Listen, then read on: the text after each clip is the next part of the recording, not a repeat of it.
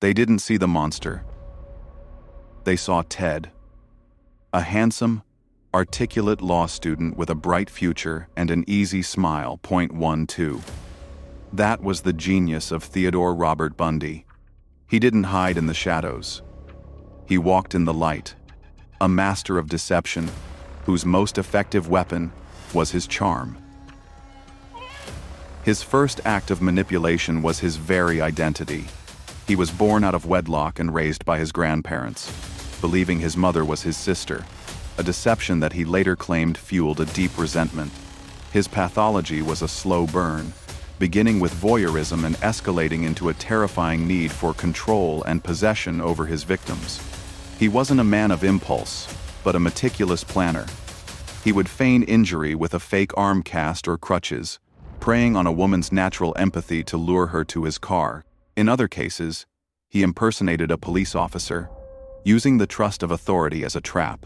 His campaign of terror was a geography of fear, spanning from Washington to Utah to Colorado and finally, Florida. For years, his crimes went unconnected, a series of frustrating dead ends for a fragmented law enforcement system. But on the 8th of November, 1974, in Salt Lake City, a single victim, Carol DeRanch, fought back. She screamed, struggled, and escaped from his Volkswagen Beetle with one handcuff still on her wrist. Her testimony, a defiant act of survival, would become the first crack in his flawless facade. When he was finally caught, his arrogance became his undoing. He was a fugitive, but in his mind, he was an outlaw hero. From a Colorado courthouse, he jumped from a second-story window, vanishing into the night.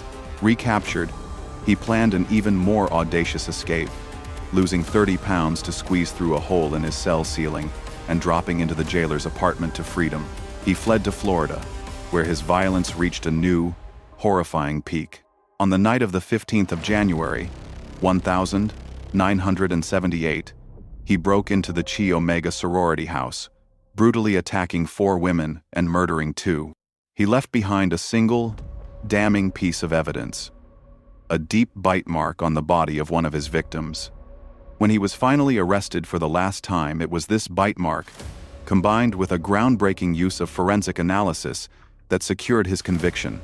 Even then, he refused to abandon his performance. During his trials, he acted as his own attorney. His final act was his most twisted. In the hours before his execution, he granted a final interview, not to confess, but to blame his crimes on a horrible trance and an addiction to pornography.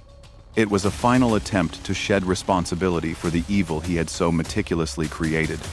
A final curtain call for the man who was nothing but a performance. He was executed by electric chair on the 24th of January, 1989. His legacy is not just one of terror, but a chilling reminder that sometimes the most dangerous monsters look just like everyone else.